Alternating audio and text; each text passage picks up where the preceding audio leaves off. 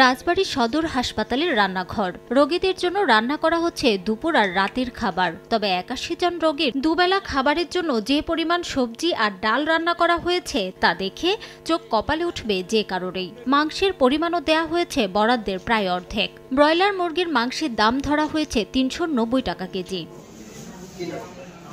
হাসপাতাল সূত্রে জানা গেছে ৪ দিন দেওয়ার কথা খাসি ও মুরগির মাংস আর ৩ দিন রুই অথবা কাতল মাছ। অথচ মাংস তো দূরের কথা, বেশিরভাগ দিনেই দেয়া হয় পাঙ্গাস মাছ, তাও নামমাত্র। দরপত্রের তালিকায় পোলাও, দুধ, মিষ্টি সহ অন্যান্য খাবার দেওয়ার কথা থাকলেও সবই কাগজে কলমে। রয়েছে খাবার না পাওয়ারও অভিযোগ। যে খাবারটি দেয় আসলে তো খাবার না, আরো রোগীর সমস্যা হয়। মাছের ঝোল, ব্রয়লারের ঝোল, পানির টেলটেল করে। আমরা 2 দিন ধরে হাসপাতালে ভর্তি হয়েছি, এখনো পর্যন্ত খাবার পাইনি।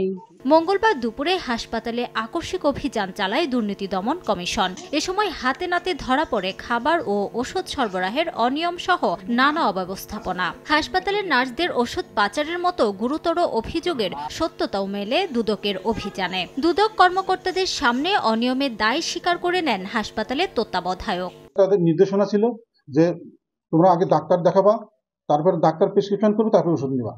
নিজে নিজে একজন অসুস্থ হয়েছে, নিজে প্রেসক্রিপশন করে নিজে নিজেই ওষুধ নেওয়া যাবে না। এই হাসপাতালে 16 কেজি মাংস সরবরাহ করার কথা, আমরা 10 কেজি মাংস পেয়েছি। তারপর পরিবেশ খুবই নোংরা পেয়েছি এবং সকল ধরনের মেডিসিন সরবরাহ না করার আমরা অভিযোগের সত্যতা পেয়েছি।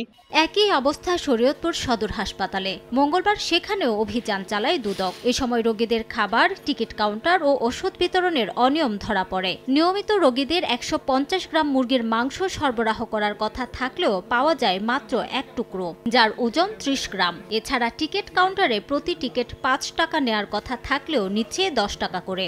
রোগীর ছদ্মবেশে আমরা এখানে প্রবেশ করি এবং একটা পর্যায়ে আমরা এখানে প্রবেশ করি, আমরা এখানে টিকিট কাউন্টারের কিছু অসঙ্গতি আমাদের নজরে আসে। যেসব অসঙ্গতিগুলো আমাদের কাছে প্রতীয়মান হয়েছে সে ব্যাপারে স্যার আমাদের প্রয়োজনীয় ব্যবস্থা গ্রহণ করবেন বলে আশ্বস্ত করেছেন। এদিকে বৈষম্য বিরোধী ছাত্র আন্দোলনকে পুঁজি করে অর্থ লোপাটের চেষ্টার অভিযোগে বাগেরহাট জেলা পরিষদে অভিযান চালিয়েছে দুর্নীতি দমন কমিশন। প্রাথমিক তদন্তে সর্বোচ্চ 50,000 টাকা থেকে 1 লাখ টাকা ক্ষতির পরিমাণ নজরে এসেছে।